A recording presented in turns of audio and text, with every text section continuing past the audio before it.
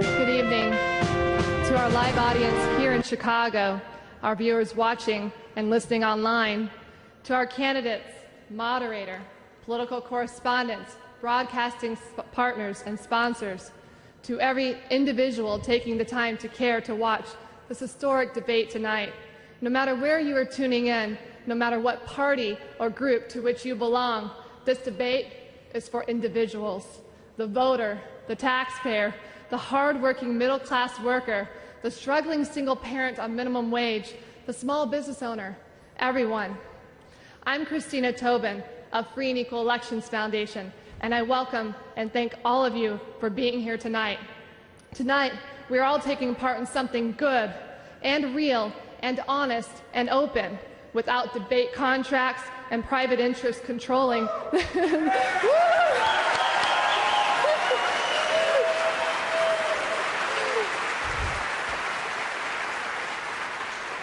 Without them controlling the questions we ask and the answers and the candidates deliver, free, open, and fair.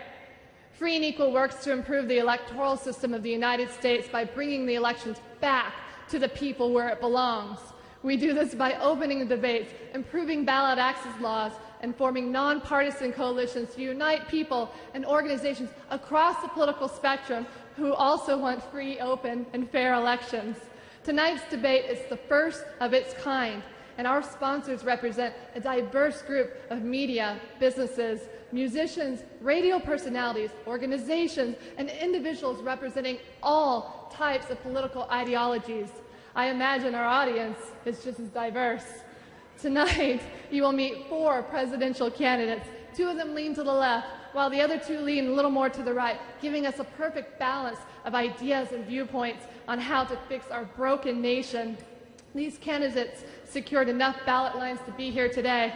In the future, we hope to have more resources so we can open the debate even further with more debates, more candidates at every level of government.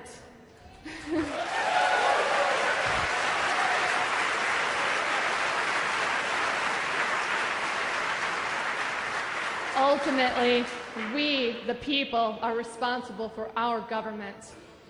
If we don't pay attention, if we don't vote, if we don't protest or discuss important issues with friends, co-workers, and classmates, then we get more of the same corrupt, dysfunctional system, no matter who's in charge. But if we turn off the distractions and listen and learn and read and question more about who's really benefiting and educate ourselves on how we really got here and figure out how each of us can make a positive impact, that's the way to change a system. Knowledge sharing, truth seeking, open debates, fresh ideas, and discovering a common ground amongst each other. No matter what's your political persuasion, we are at a critical time in our nation's history. It's time to take our country back from the private interests who control our beliefs, our opinions, and our lives.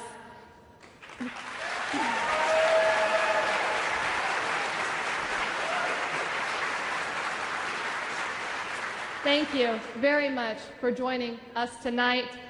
Our moderator this evening is award-winning broadcaster and media personality Larry King.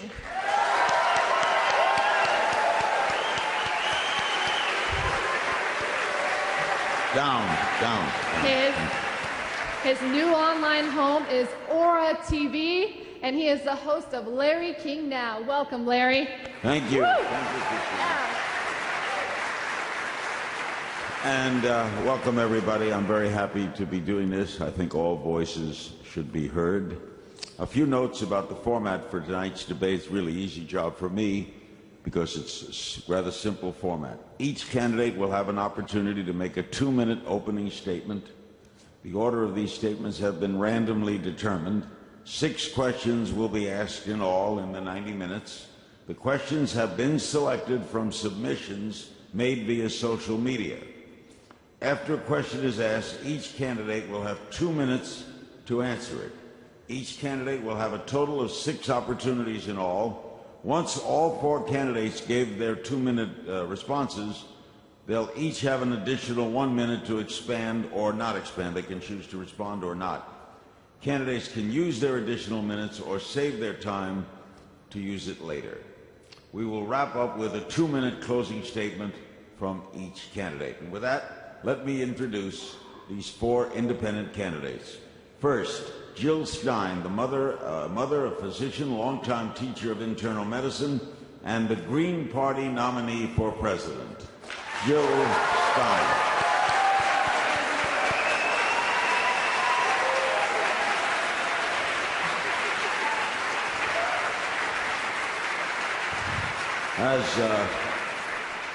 As you can already tell, we are permitting audience participation.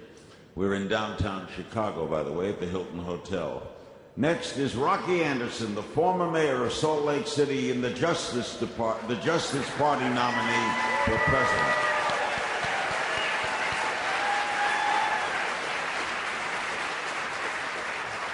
Next is Virgil Hamlin Good Jr., former member of the U.S. House of Representatives and the Constitution Party nominee for president.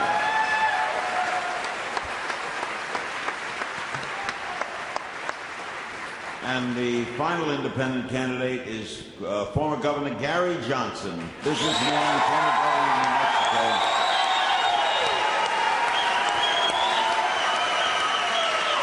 And Gary is the Libertarian Party nominee. The first question for tonight's topic is our electoral system. This question is from the Free and Equal Elections Foundation hosting this debate and will be asked by Christina Tobin. Christina? Well, thank you. We'll start from the left to the right, and here's our question. A top 2 primary is an election in which party labels appear on the ballot, but parties do not nominate candidates. Instead, the candidates choose their own ballot label. All candidates run in the primary, but only the top 2 vote getters appear on the ballot in the November election. The system is currently used in Louisiana, Washington State, and California. It is now a ballot measure in Arizona, Prop 121, with other states interested in adopting the system. What is your position on the top 2 primary system and why? We'll start with Jill Stein. Thank you. And again, thank you so much to Free and Equal and to all of you for being here. Yes, I think top 2 does not enlarge our democracy. In many ways, it confuses things more. It puts many candidates onto the ballot altogether, and it arbitrarily attaches party labels to them. Any candidate can choose any label they want, so it really degrades the meaning of our political parties where they have meaning, and I know they don't always, but there are some that do have meaning that aren't bought and sold to the highest bidder, and the Green Party is one of those parties, and I know there are some other parties here as well, the independent parties, where the party actually represents real values, and the top 2 obscures the meaning of those parties, and it essentially puts everyone in together so you really can't tell who's representing you, and whoever has the biggest budget stands to win that primary, and essentially it becomes another way that big money can control our elections. So I oppose top 2, as the Green Party does, and we actually support a whole variety of election reforms for the purpose of enlarging our democracy, not increasing the sellout of our democracy. We are calling for getting money out of politics through public financing. We're calling for opening up the airwaves to all qualified candidates. We are calling for a constitutional amendment 10 seconds, to clarify that money is not speech and that corporations are not people, to take back our constitutional rights. All right, Joe, thank you. All right, next, for 2 minutes, Rocky Anderson. Rocky? The top 2 system is simply a continuation of the degradation of our democracy by this duopoly of the Republican and Democratic parties. Our electoral system has been so constricted our democracy so degraded by these two parties from the very beginning in terms of ballot access, even getting on the ballot so you can give people choices. This top two option would simply tell the duopoly, you just go ahead and keep raising all your money, you put your own candidates out there, you could even have just two people from the same political party, and that means no choice for the voters. Last night, and all these presidential and vice presidential debates, look how constricted the debate has been when you've had two parties there, the Republicans and the Democrats. They're arguing about who's going to spend more on the military budget. Barack Obama last night bragging that he's increased the military budget every year that he's been in office. They're both trying to outdo each other in terms of who's going to drill more, both offshore and on public lands, and neither of them even dares to talk about getting rid of this disastrous failed war on drugs. Neither of them talk about catastrophic climate change, and neither of them talk about poverty, when we've got the worst poverty rate in this country since 1965. So we need to open up the choices. In South Africa, the world rejoiced at the growth of their democracy following apartheid. I've got the ballot, the first ballot in their presidential election that had 18 people's names on it. That's real democracy, and that's giving the voters real choice.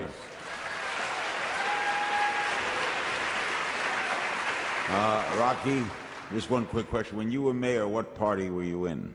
Well, I was in the Democratic Party, but it was a nonpartisan office. I was a Democratic candidate for Congress in 1996, but I've had it with the Democratic Party.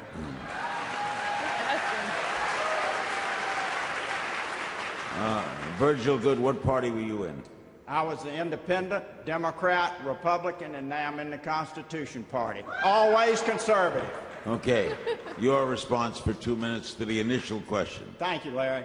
First, I want to say thanks to you for being here, for lending your name and your prestige to this event, and to thank Free and Equal for their hard work in bringing a much broader vision to the American people so they will know they've got more choices than just Obama and Romney.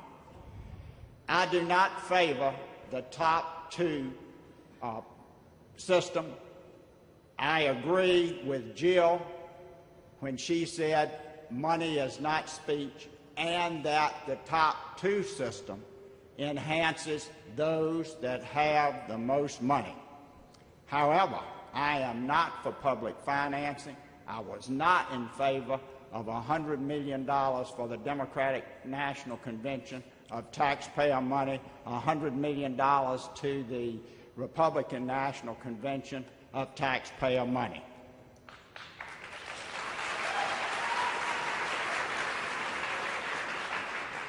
The top two system is primarily a state issue. I would not be in favor of federal legislation repealing what Louisiana has done, or telling Virginia, or telling Maine, or telling Arizona or New Mexico, any state, what they should do. But we've got to work at every state and every legislature and oppose top two. In my view, it's a hindrance to true democracy for grassroots Americans that don't want to be controlled by super PACs and PACs. All right.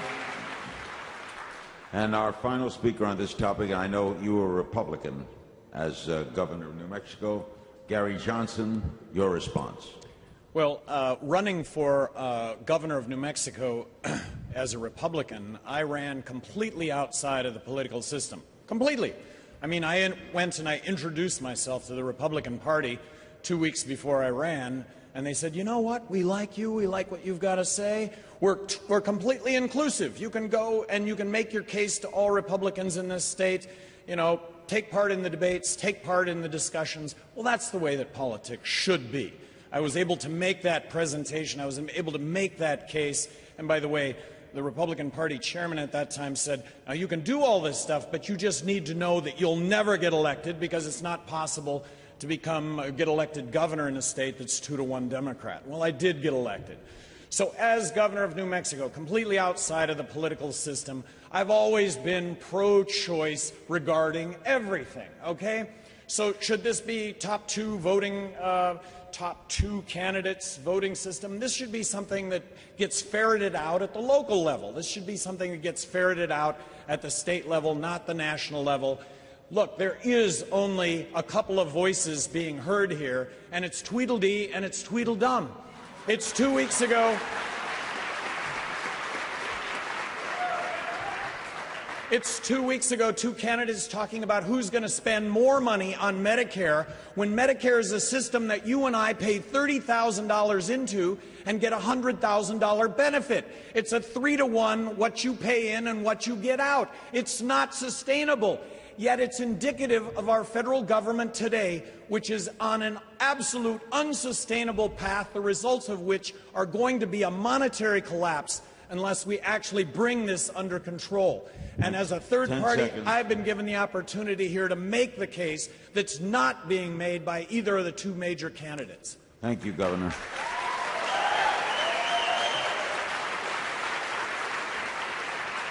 By the way, just a quick personal, a lot of people ask me why I would consent to do this. One, I like moderating, and two, I like asking questions, even though I didn't ask these questions, they were submitted. And three, I think these people deserve a lot of credit for coming forward. It's easy to sit back and watch these people stand up. They may not be counted on November 6th, but they're counting today, and they deserve to be heard. We have each is now entitled to a 1-minute response if they care to use it. Jill? Yeah, thank you. I just want to mention, talking about how all of us need to stand up and demand real democracy and demand free and open, inclusive debates. I just want to mention that my running mate and I went to the doorstep of the Commission on Presidential Debates at Hofstra University last week, and that we were arrested, we were tightly bound with plastic restraints and tied to chairs for 8 hours for daring to stand up and demand open debates. But this is what all of us need to do. I encourage you to go to my website, jillstein.org, and sign the petition there for opening the debates and for challenging the Commission on Presidential Debates. We should not let them do this again.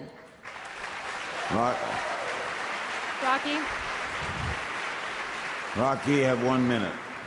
The top two system is a sign that these two parties, this political duopoly in this country, is trying to further put their stranglehold on our democracy. We have to stand up together. And in federal elections, it is a federal matter. We shouldn't leave it to the states.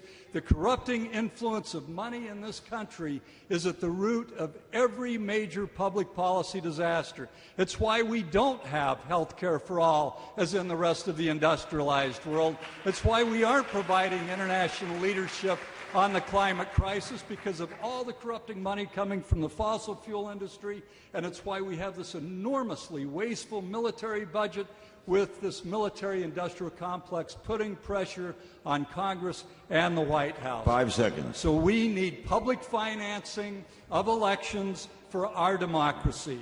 We need free and equal access to the public airwaves. Thank you. Virgil, 1 minute. Thank you. The top two system, as others have indicated, favors the super PACs and the political action committees. There are political action committees not just of businesses, but of unions. I'm for no political action committee, individual contributions only, and no super PACs. And I believe Congress can craft legislation with presidential leadership to stop political action committees.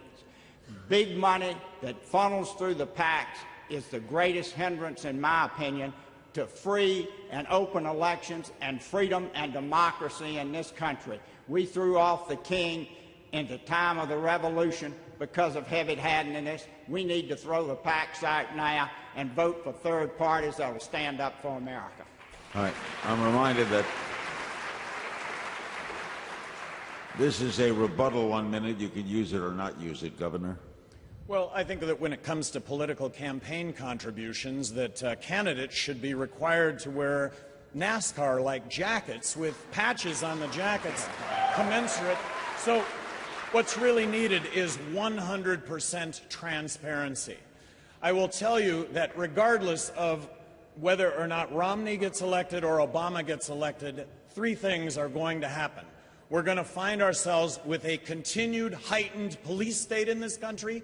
We're going to find ourselves continuing to militarily intervene in the world, which has resulted in hundreds of millions of enemies to this country that wouldn't otherwise exist. There's a reason why we shouldn't be using drones. It's because we don't just take out the target, we take out a lot of innocent civilians in these countries where these drones attack. All right. And then lastly, we are going to find ourselves in a continued state of unsustainable spending and borrowing to the point that we are going to experience a monetary collapse unless we fix this. Thank you, Governor.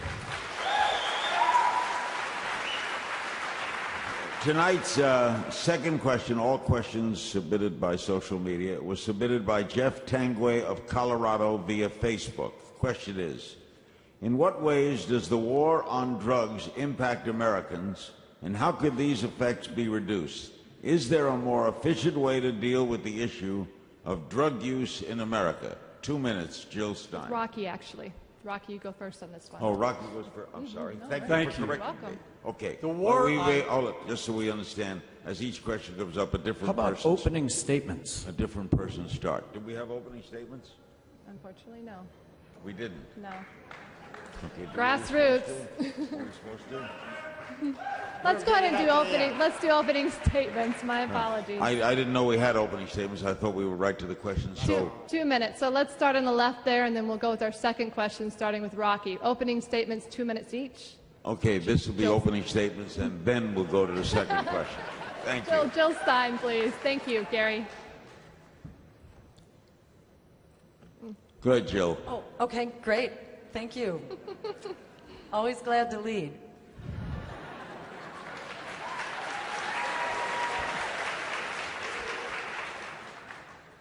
The American people are in crisis.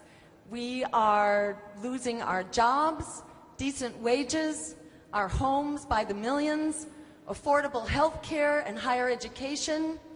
The climate is in meltdown and our civil liberties are under attack. The wealthy few are richer than ever, rolling in more dough than ever, and the political establishment is not only not making it better, they're actually making it worse, imposing austerity on everyday people while they continue to squander trillions of dollars on wars for oil that we don't need, on Wall Street bailouts, and tax breaks for the very wealthy.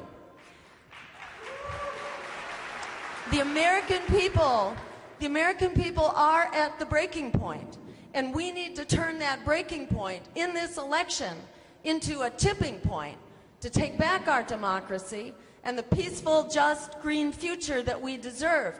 And we do that by standing up and making sure that everyday people have a voice in this election and a choice at the polls that's not bought and paid for by Wall Street, and by advancing the critical solutions that the American people are clamoring for by large majorities. Our campaign is calling for a Green New Deal to create 25 million jobs, end unemployment, jumpstart the green economy, and that means putting a halt to climate change and making wars for oil obsolete. We're calling for health care as a human right through Medicare for all, and for bailing out the students, not the banks, and making public higher education free. Jill, by the way, it was not in my Governor. It was not in my notes about an opening statement. So I apologize. There should have been an opening statement, but it was not in my notes because I follow my notes. Okay. I'm a Jewish guy from Brooklyn. We do what we're told.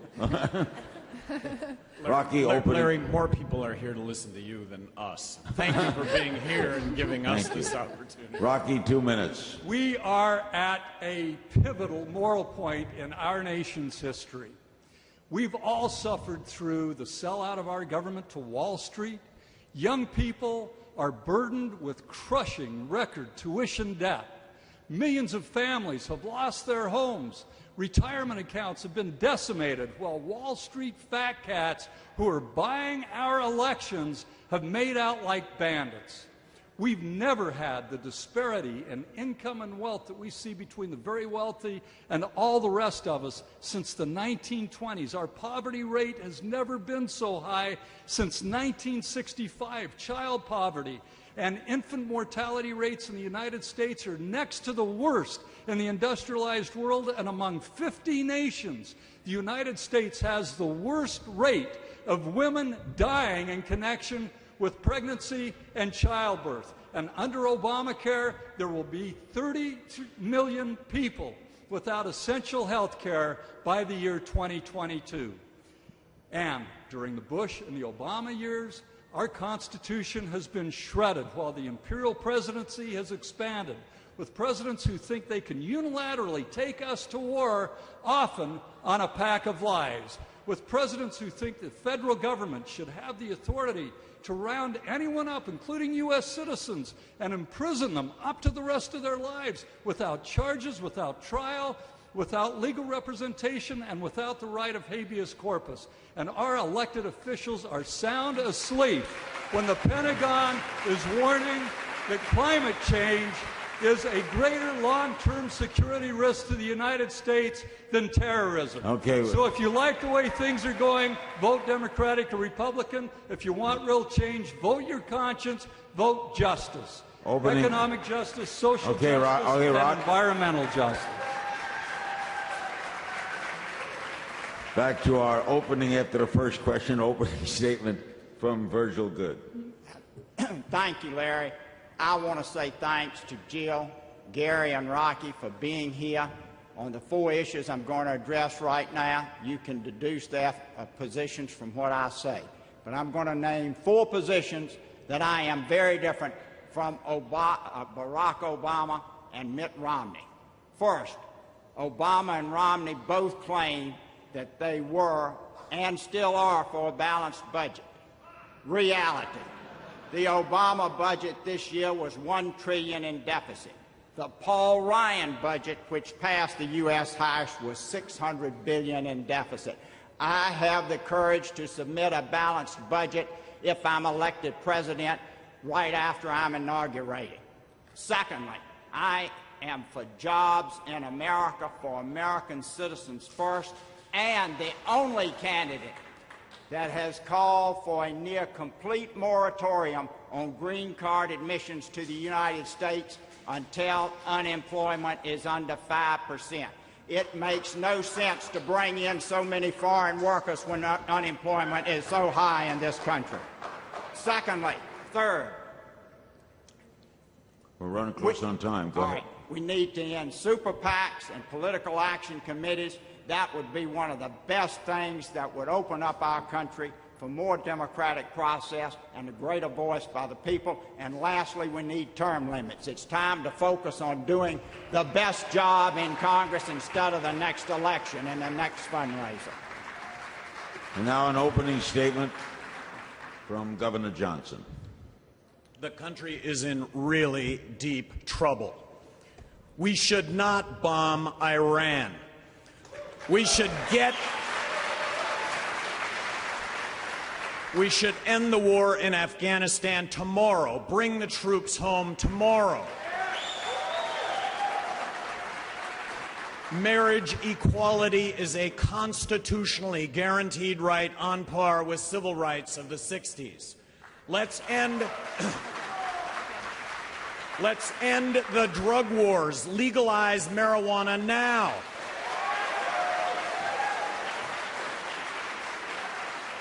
Let's repeal the Patriot Act.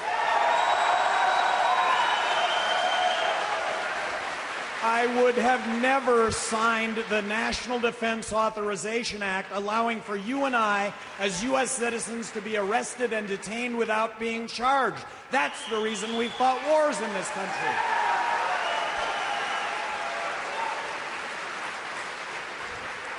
I promise to submit a balanced budget to Congress in the year 2013. That is a $1.4 trillion reduction in federal spending. If we don't do this now, we are going to find ourselves in a monetary collapse. And a monetary collapse, very simply, is when the dollars we have in our pocket don't buy a thing because of the accompanying inflation that goes along with borrowing and printing money to the tune of 43 cents out of every dollar we spend.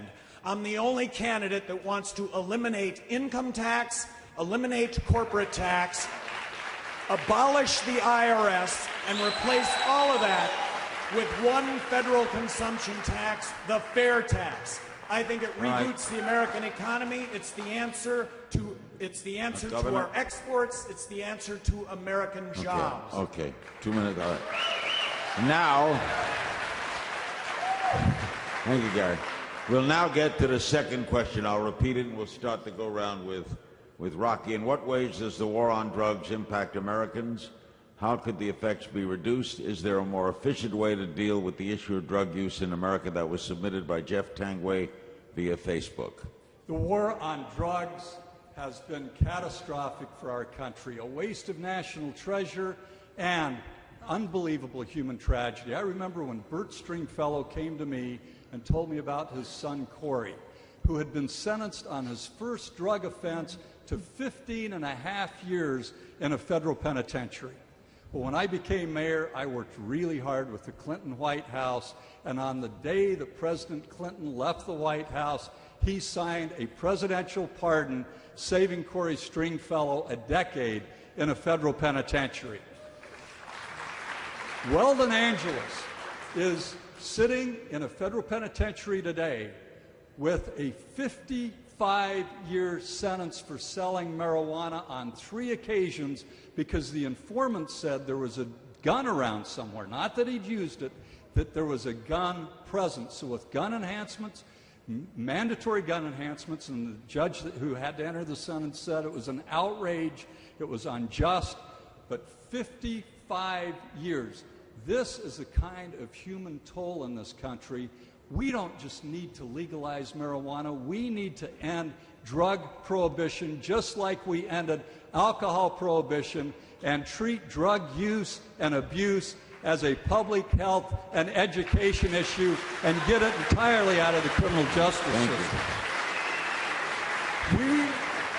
We have the largest incarceration rate in the world by far. We have 5% of the world's population and 25% of the world's prison population. We have more people in prison and jails in this country on drug offenses than Western Europe has in their prisons and jails on all offenses. 10 seconds. This has to end. We, the American people, need to come together, right, left, it doesn't matter about partisanship. We need to demand immediately an end to this insane war on drugs.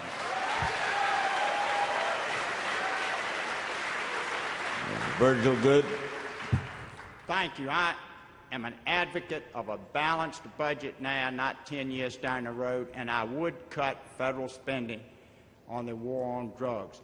However, drug use is primarily a state issue, not a federal issue, but there are federal laws. I am not, and this is going to not sit well with most of you, I am not for legalizing marijuana use or other drug use. If we cut back on the war on drugs, that would be a minor part of the federal budget. About $12 billion is being spent this year out of a $3.8 trillion budget on the war on drugs. But a lot of small things. I'm not for funding Planned Parenthood. I'd take that to zero. I'm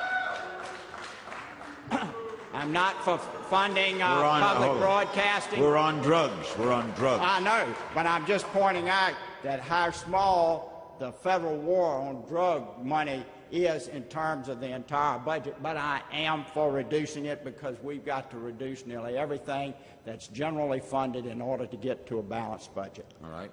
Governor Johnson, the war on drugs.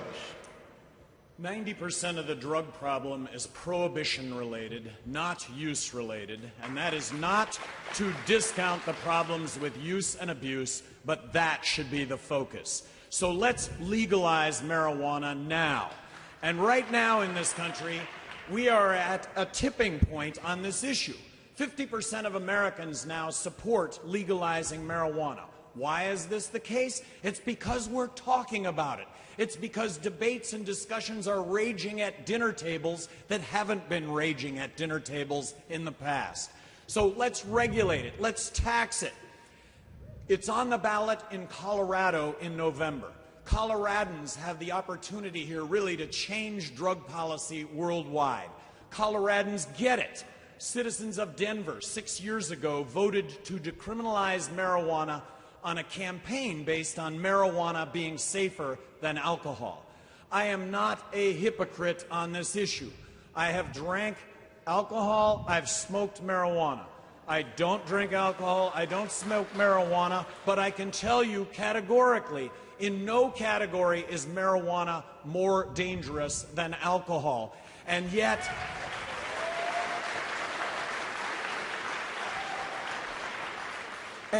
we are arresting 1.8 million people a year in this country on drug-related crime. We have the highest incarceration rate of any country in the world, 2.3 million people. Half of what we spend on law enforcement, the courts, and the prisons is drug-related, and to what end?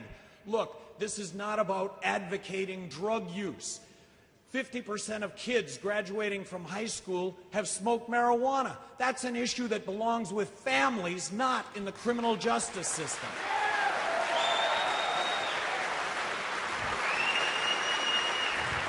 All right, thank you, Governor. That's time up. Jill, Does anybody have any rebuttals? Go ahead, Jill. I have to make my statement first, and then the rebuttal. Thank you. Sorry. So as a medical doctor, previously in clinical practice for about 25 years, I can say with a real understanding of the science and the health impacts that marijuana is a substance that is dangerous because it's illegal. It's not illegal on account of being dangerous, because it's not dangerous at all.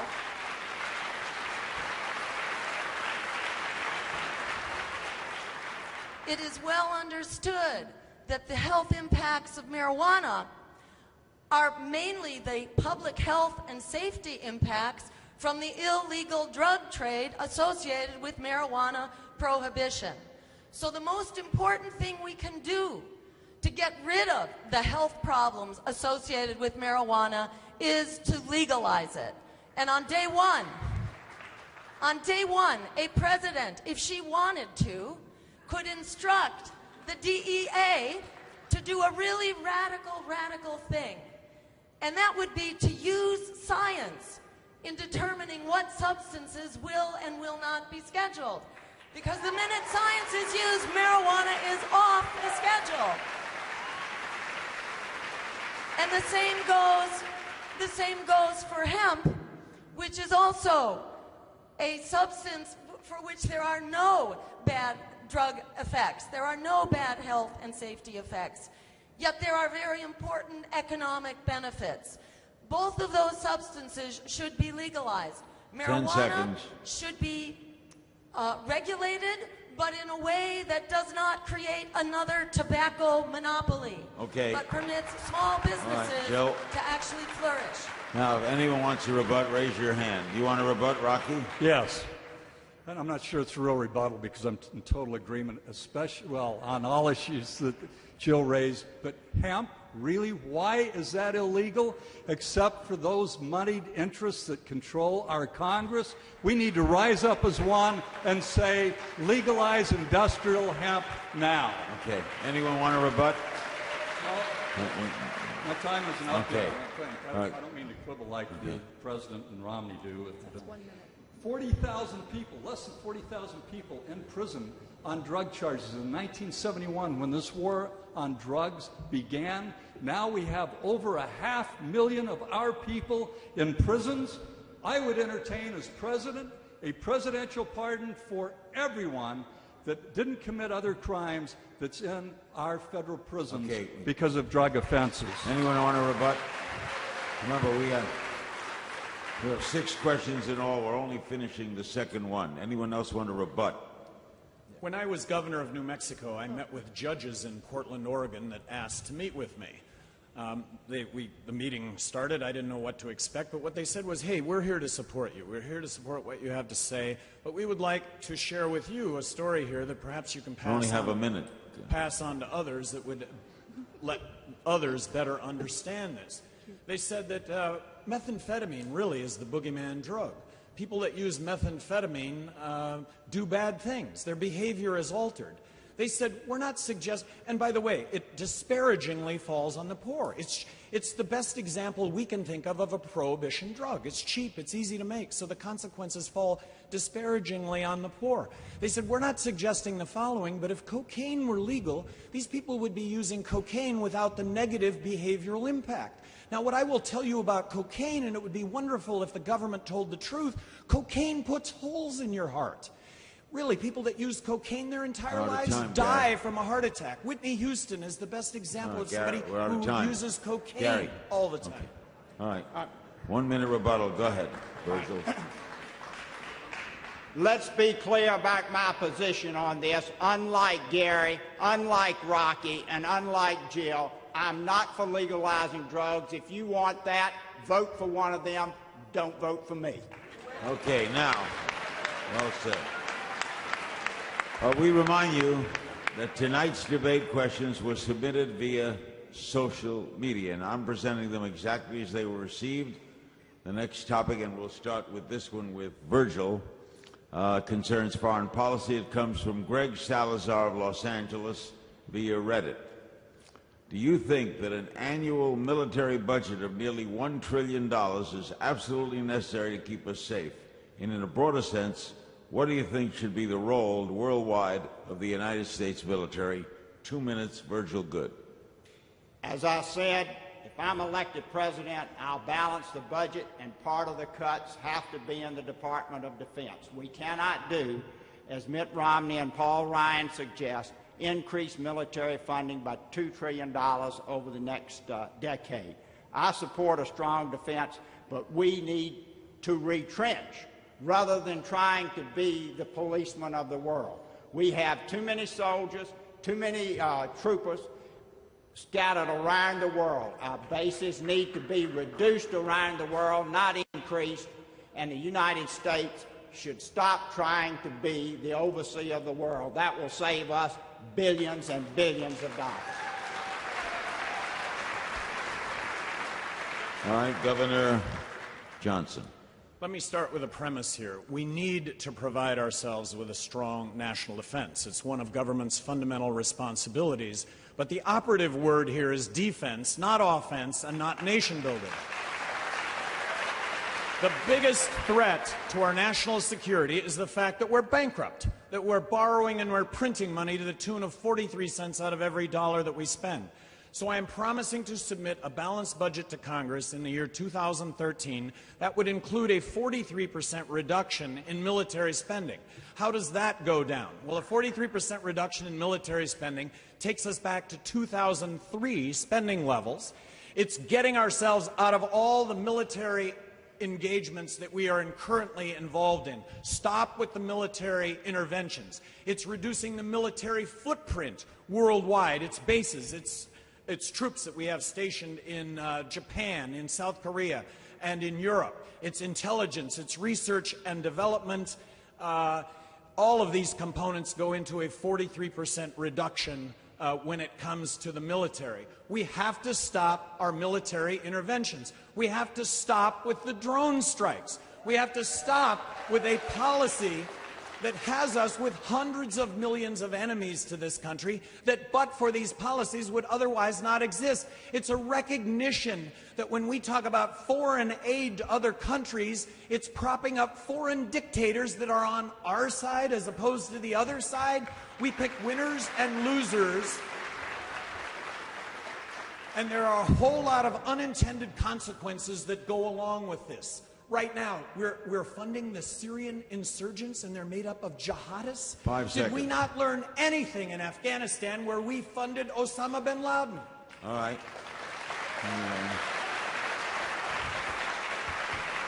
Discussing military spending, Jill. Yes, I want to agree with Gary and with Rocky, and I guess not with Virgil in this instance, to say that a foreign policy based on militarism and brute military force and wars for oil is making us less secure, not more secure. We need to cut the budget and bring the troops home. And we need to end the drone wars, not bring the drones home because they're already coming home. We need to put an end to the use of drones and actually lead, not to lead this development of a new arms race, but to lead in an international treaty and a convention to permanently ban the use of drones as a weapon of war and as a means of spying on the American public. $5 trillion spent on the Afghanistan and Iraq war, thousands of American lives, hundreds of thousands of innocent civilians. This has not made us more secure. What we're seeing, in fact, is the blowback against this policy, because dropping bombs on weddings and funerals, which is what drones do with an incredibly high civilian casualty rate, that is not a good way to win the hearts and minds of people in the Middle East. 30 seconds. We need a foreign policy based on international rights, on international law, and on human rights, and on fighting climate change, which should be the war that we are all fighting, not this war for oil. All right. And now also on the question of military spending, and then we'll have a rebuttal if anyone raises their hand and wants to. Again, we have 3 more questions coming. On military spending, Rocky. President Eisenhower, in his last presidential address, warned this country about the military-industrial complex.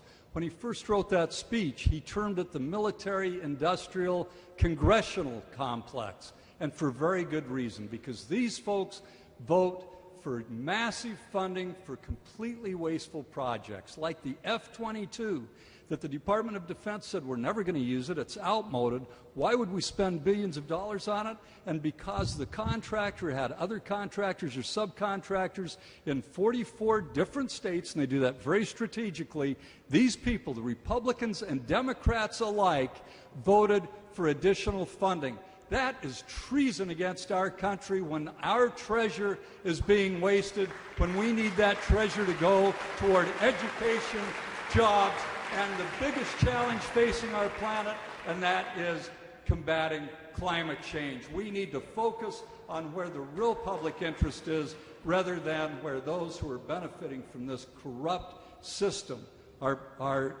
have their stake. Now, there are 2 fundamentals when it comes to our engagement, military engagement. I think our leaders have completely either forgotten it or ignoring it.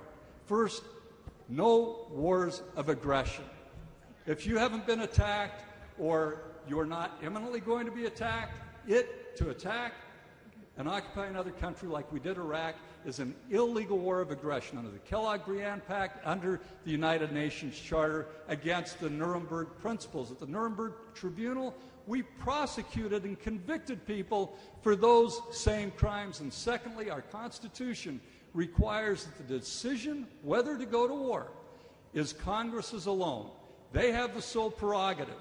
It cannot be delegated to the President, as Congress has so cowardly done with the Gulf of Tonkin resolution and later the resolution for the use of force against Anyone want to rebut? You want to rebut Virgil? Very briefly. Rocky is correct about following the Constitution. I would not be in Syria unless Congress makes a declaration of war.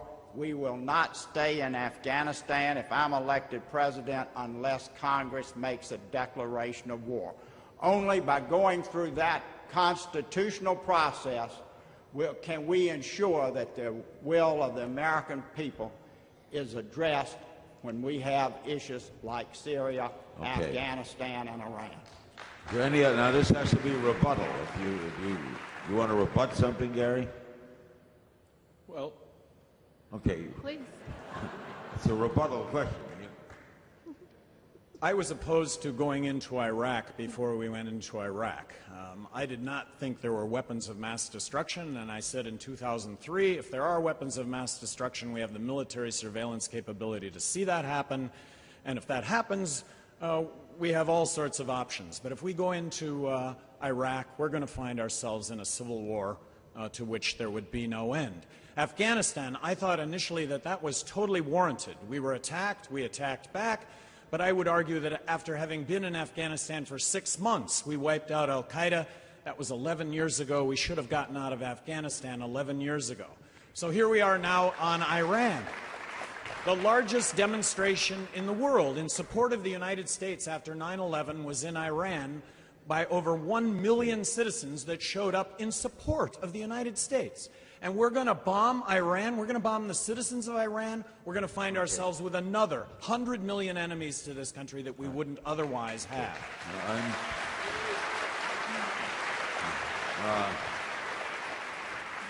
I think both candidates said they would not bomb Iran, though. But I would like the questions to be rebuttal so we can move along. This is our fourth question.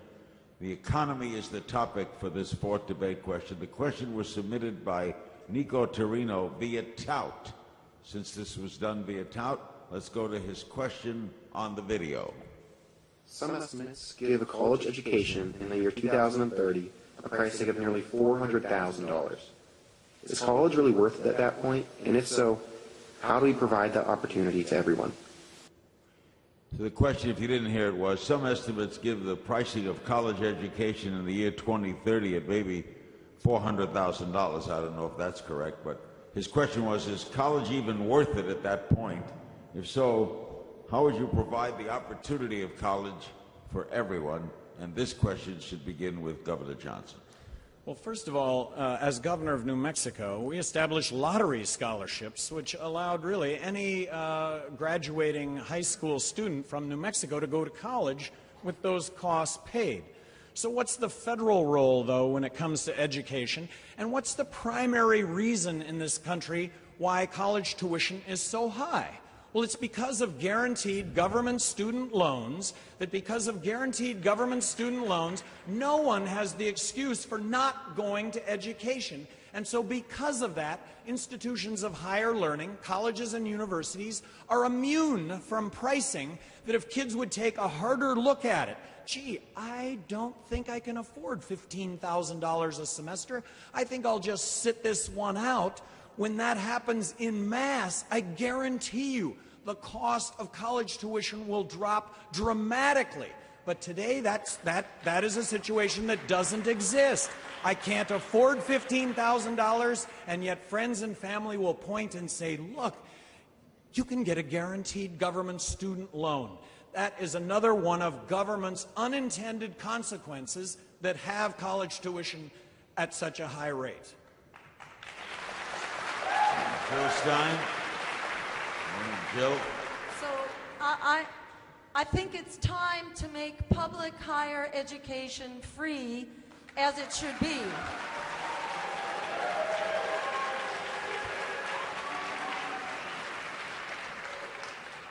We've done this before.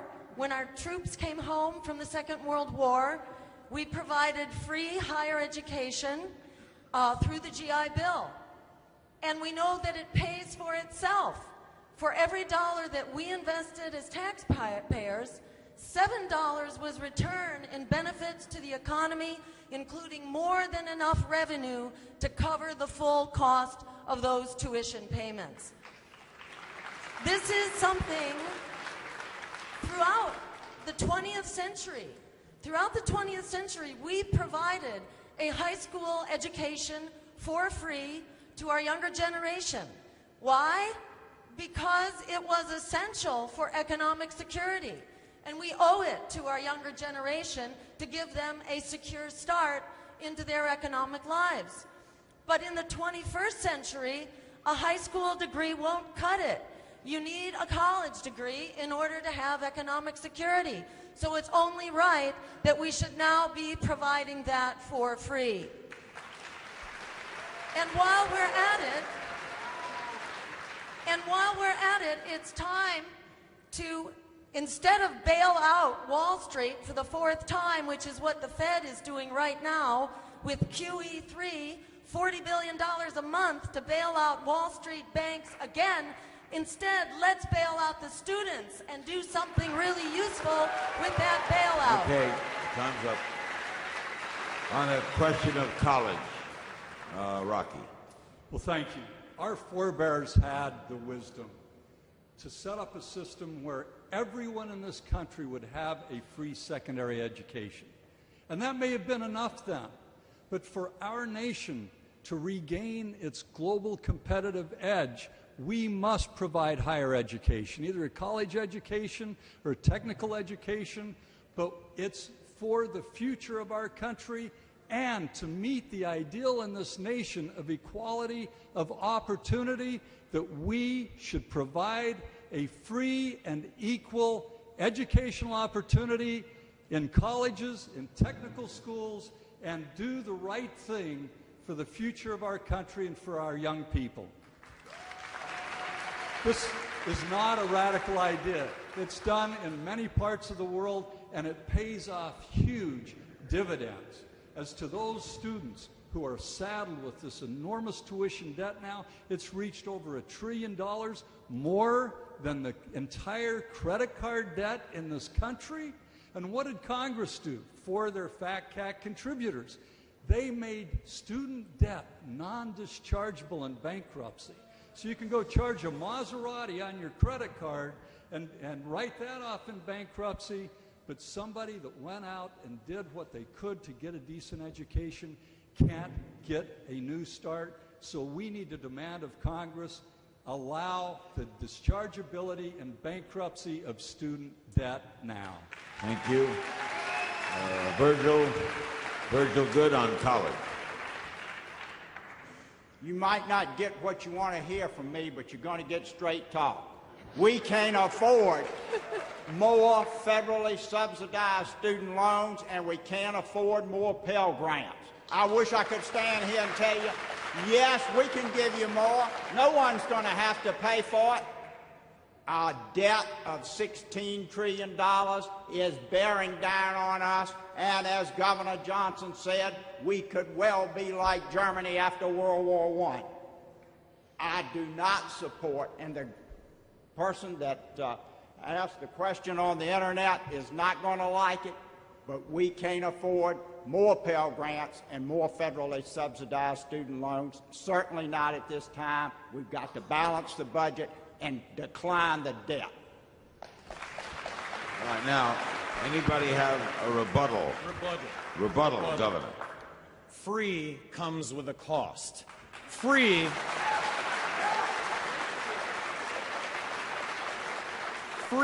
very simply is spending more money than what you take in. Free is simply accumulating more to the $16 trillion in debt that we currently have. Free is gotten us to the point where we are going to experience a monetary collapse in this country due to the fact that we continue to borrow and print more money than we take in.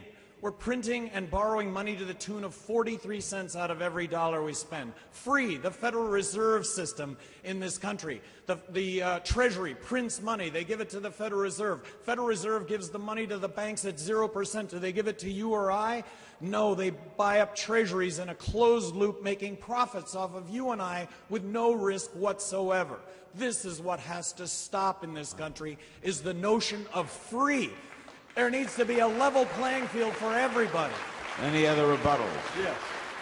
Rocky? I so disagree with both Gary Johnson and Virgil Good on this. We cannot afford not to provide a great education and equality of opportunity for all of our young people in this country. We need to insist on prosperity, not austerity, and in a recession, it's not time for these massive spending cuts as called for by Bull Simpson and by both of these people running for president with the major parties. We need to get behind our workers and our young people and provide what's going to build this nation in the future. Great jobs and a great first-class education. Jill and then Virgil. Jill? Rebuttal, Jill. I'm agreeing with Rocky here that we cannot afford not to educate our students. Our younger generation is the greatest resource we have, and their participation in our economy is not just good for them, it's good for all of us. Every generation, the economy needs to be rebooted by fresh imagination and by the fresh genius of a new generation. That doesn't happen when a generation is locked into being indentured servants. That's what our students are now. We need to bail them out and create free public higher education. Virgil, rebuttal. Simply point out both Barack Obama and Mitt Romney in the last debate. Romney said, I'm for expanding student loans and Pell Grants. You've got 4 candidates you can look to if that's your big issue. All right, the 5th question for tonight's debate centers on civil rights. Like the previous questions, it was submitted via social media and is being presented exactly as sent to us. The question comes from Melissa Farley on Twitter. This is for the candidates, and this go-round will begin back with Jill. Where do you stand on NDAA Section 1021, the ability to detain Americans indefinitely? Where do you stand on that and why? Jill. It's an outrage that 1021 NDAA was ever passed to start with. It's an incredible betrayal of our civil liberties that the president has assumed dictatorial rights to put us in prison at his pleasure without charge or without trial. This is unallowable and is a basic offense against the very foundation of American liberty, and it should be repealed.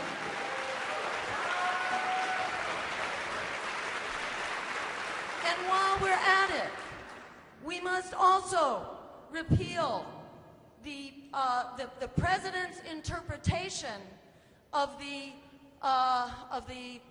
Enforcement Act in 2001, the Military Use Act, that said that assassinations are in the power of this president.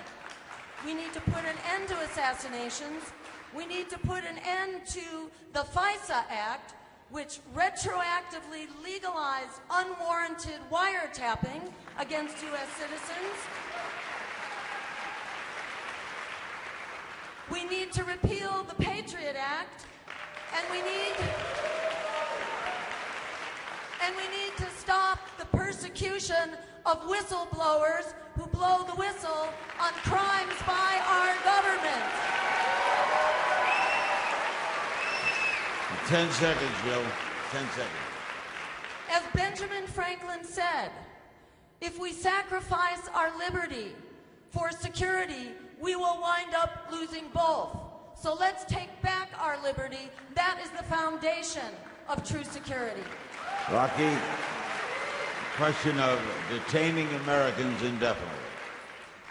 Well, I went to law school because I believed as deeply as one can believe in the rule of law, in justice, in the fact that our system of justice can provide for everyone.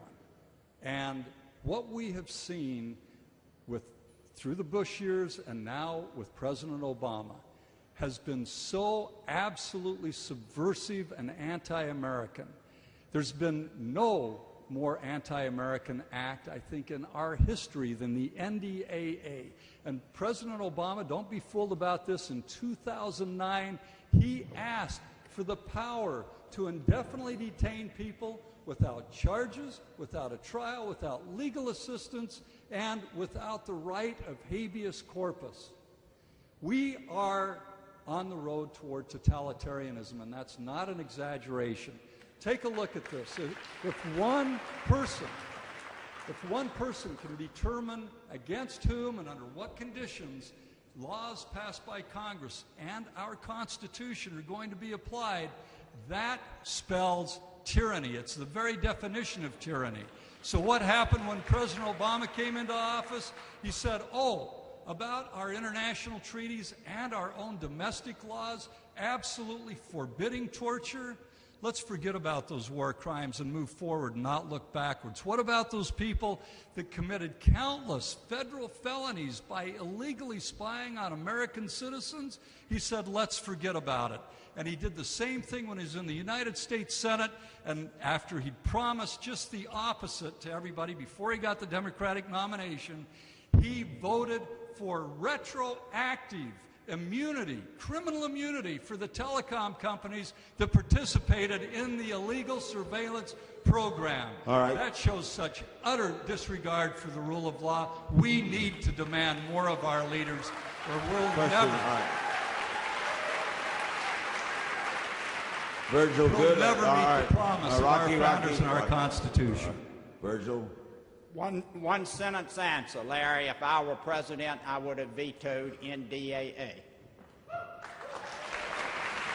Why can't we all be that simple? Okay. Governor? Well, because, Larry, this is like shamelessly pitching oneself to vote for me. So I'm going to try and take advantage of shamelessly pitching myself here. I would have vetoed the National Defense Authorization Act, allowing for you and I, as U.S. citizens, to be arrested and detained without being charged. I think what's really significant is last December, the ACLU came out with a report card on all of the presidential candidates. And I apologize to the three others on stage that weren't in this report card. But they came out with a report card on all the presidential candidates. ACLU, a group dedicated to civil liberties, a group dedicated to the Constitution, a group dedicated to the first 10 amendments to the Constitution, a Bill of Rights. I think this is really important. 24 liberty torches was a perfect score. Mitt Romney and Rick Santorum had 0 liberty torches out of 24. Newt Gingrich had 4 liberty torches out of 24.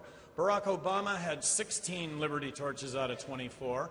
My hero, Ron Paul, 18 liberty torches out of 24. And Gary Johnson had 21 liberty torches out of 24, something that I'm very proud of.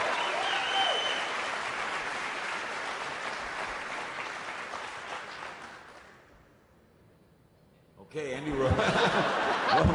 anybody rebuttal? I guess we all agree on that.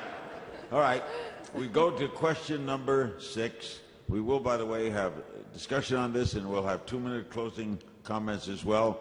To begin this round, we'll start with Rocky. The 6th and final debate question was selected by my editorial team from the many questions submitted to us via social media. In a post to Facebook, Russ Haight asked the presidential candidates this. You have to think about this, and we start with Rocky. If you had the opportunity to write one constitutional amendment with an absolute guarantee it would be approved by Congress, and then following that 3/4 of the state legislatures, what would you amend? I've already written it. Please take a look at our website, voterocky.org.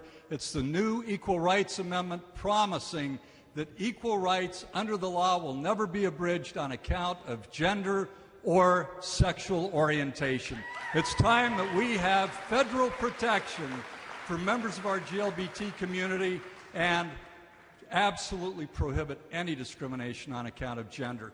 That amendment, without the sexual orientation provision, failed by not getting the approval of only 3 states in this country. It's high time we revive it, add sexual orientation and gender identification, and make that statement as a nation that we'll never allow discrimination on those grounds again.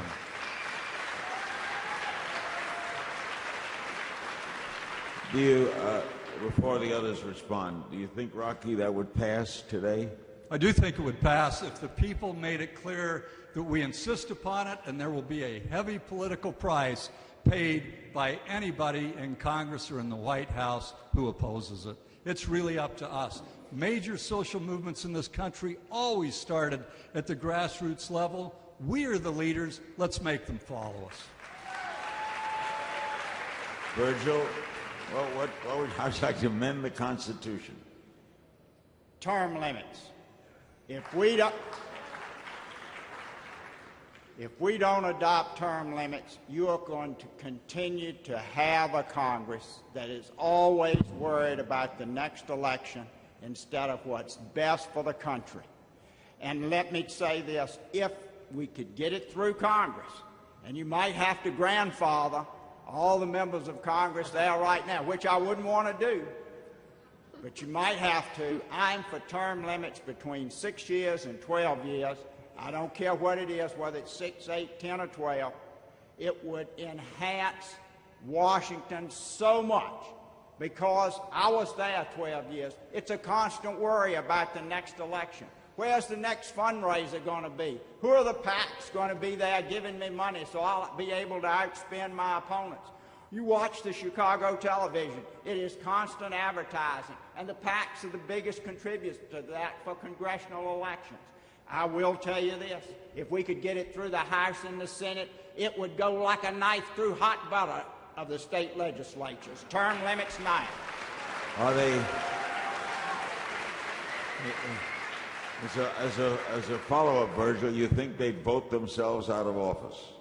No, that's why I said you would probably have grandfather those now. I think you could get it through if you would grandfather now, or at least let it start by giving them, if it was a 12-year, give them 12 more years, and that would get it through.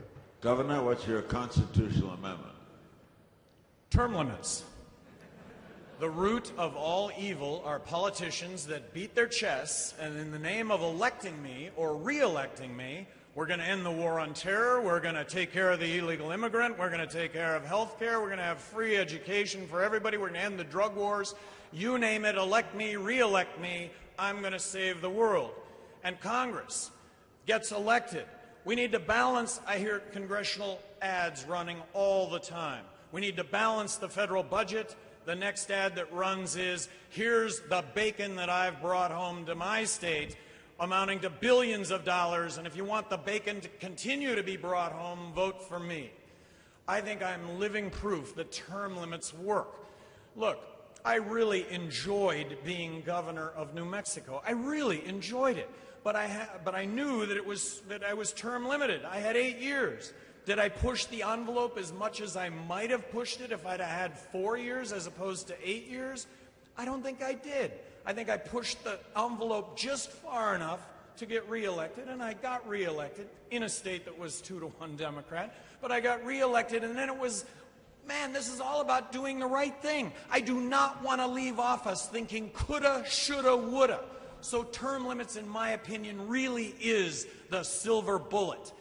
Politicians would get elected and do the right thing as opposed to whatever it takes to get elected and reelected.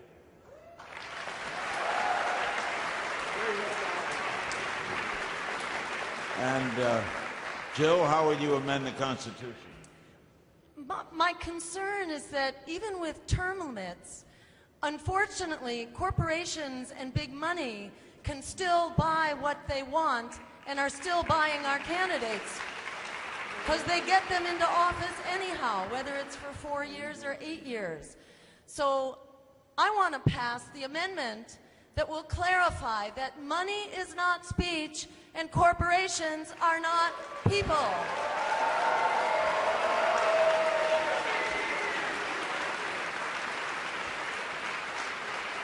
Because in stealing our rights of personhood, corporations have done exactly that. They have gotten the rights of personhood and have basically taken away our rights of personhood. So corporations can fight and stop and block the laws that we need to protect our air and our water and our climate and worker safety and public health and campaign finance. These are not constitutional issues that belong to corporations. These are political questions that should be decided by communities through the political and legislative process. We should not be precluded from forming the laws that we decide we need because corporations say that our forming such laws and protecting ourselves is against the Constitution. That is a violation of what the writers of the Constitution intended. And I will support that amendment to clarify, to get our constitutional rights back from the corporations that have seized them.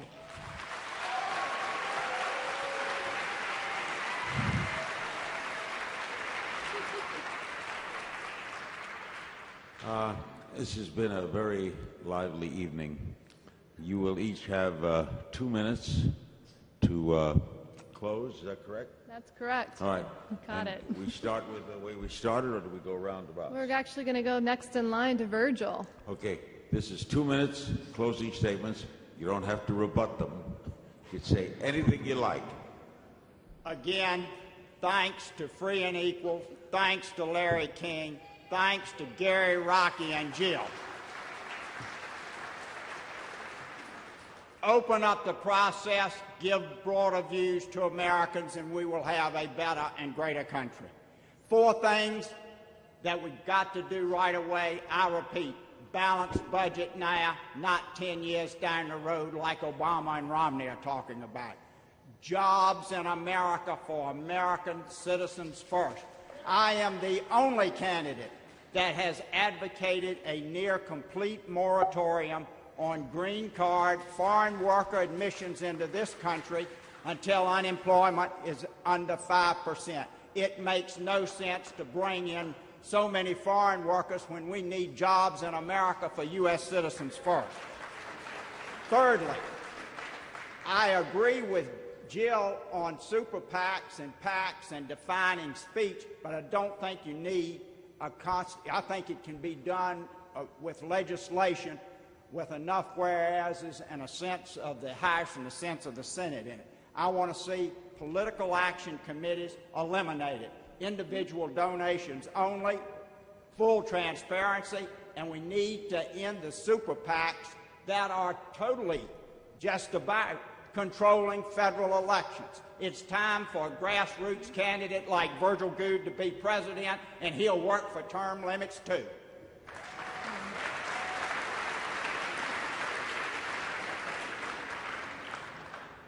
Governor? I would not be standing here before you right now if I didn't think I could do a really good job as President of the United States. And I am basing that on the resume that I have. I've been an entrepreneur my entire life. I started a one-man handyman business when I was a junior in college and actually grew that business to employ over 1,000 people in Albuquerque. It's amazing what can happen when you do what you'll say you'll do and when you show up on time. It's just amazing. Now, I sold that business in 1999. Nobody lost their job. Business is doing better than ever. As governor of New Mexico, I ran completely outside of the political system. I got elected governor, Republican governor, in a state that was 2-to-1 Democrat, and made a name for myself vetoing legislation. I may have vetoed more legislation than the other 49 governors in the country combined. I vetoed 750 bills. I had thousands of line item vetoes. It made a difference when it came to billions of dollars worth of spending. It made a difference when it came to laws that would have told you or I what we could or couldn't do in the bedroom.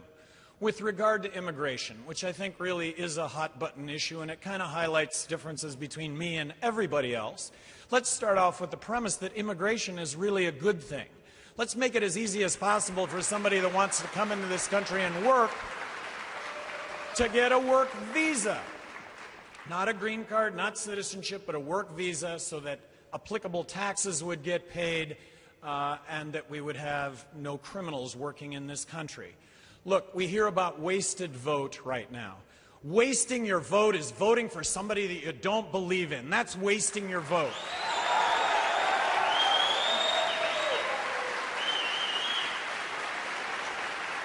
I'm asking everybody here, I'm asking everybody watching this nationwide to waste your vote on me. Vote for me, Gary Johnson, and you know what happens? I'm the next president of the United States, and I guarantee you nobody will regret that. You'll find somebody with no quit. You'll find somebody that will wake up every single day and take on the debates and the discussions that need to be happening in this country and aren't happening today because of a lack of leadership. Thank you, Governor.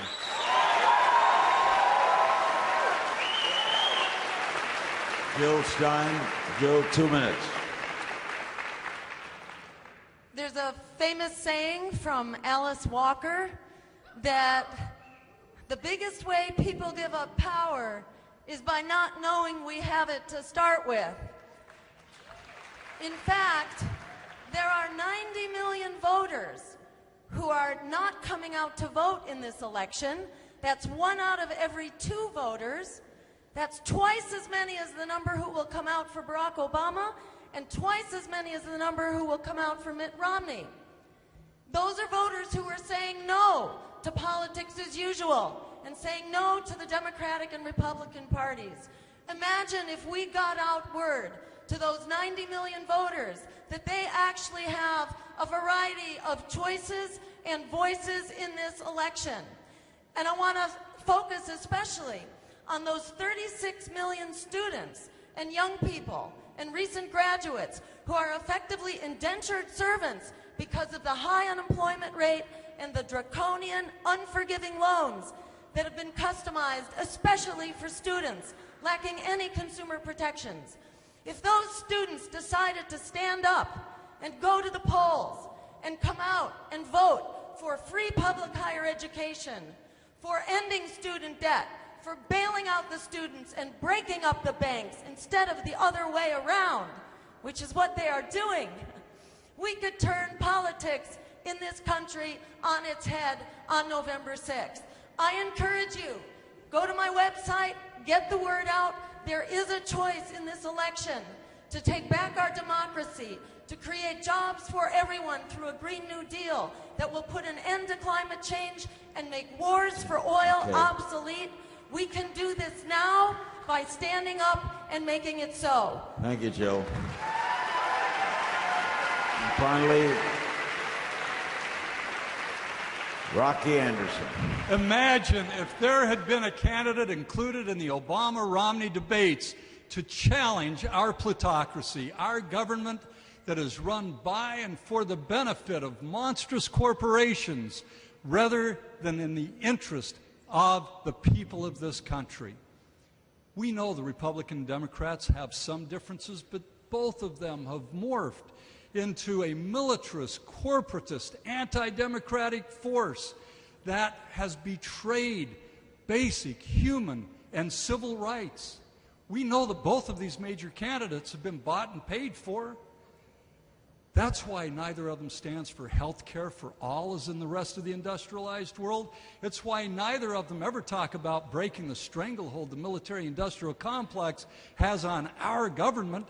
And that's why neither of them talk about providing the essential leadership on the climate crisis, the greatest tragedy facing Earth's inhabitants. Obama and Romney have refused to discuss the corrupting influence of money flowing from Wall Street banks, from the insurance companies, the pharmaceutical industry, the fossil fuel industry, or military contractors, because they are the recipients of that corrupting money. And neither of these dominant party candidates will have called for federal protection for marriage equality. Neither of them have called for an end to poverty, an end to the insane war on drugs, or for the implementation of a WPA-like initiative that would hire millions of workers. So thank you to Christina Tobin and Larry King and Free and Equal for providing this opportunity to present democratic solutions in the public interest on which we can all work together far beyond this election.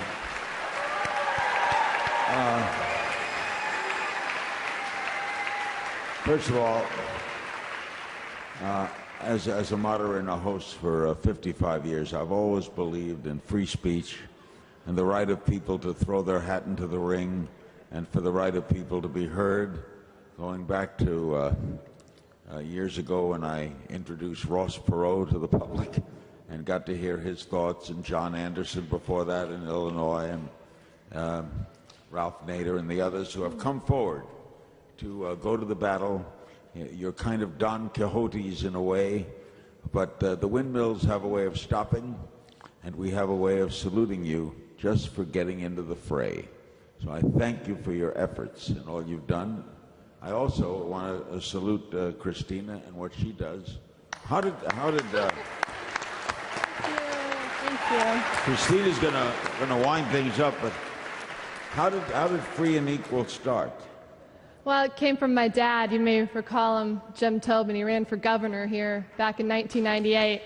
And so today's his birthday. Happy birthday, Dad. And my legacy of through him and Taxpayers United of America, it lives through him. And so now we have Free and Equal Elections, a nonpartisan organization uniting the grassroots movement across the spectrum to break the stranglehold of the two-party system, to bring the power back to the people.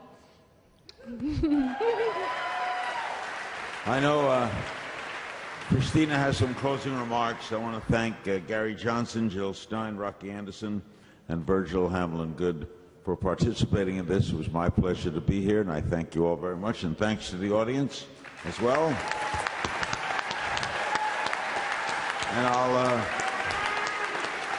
I'll turn it over to Christina Tobin for the close. Christina? I want to thank Larry King for dream come true. Larry, please.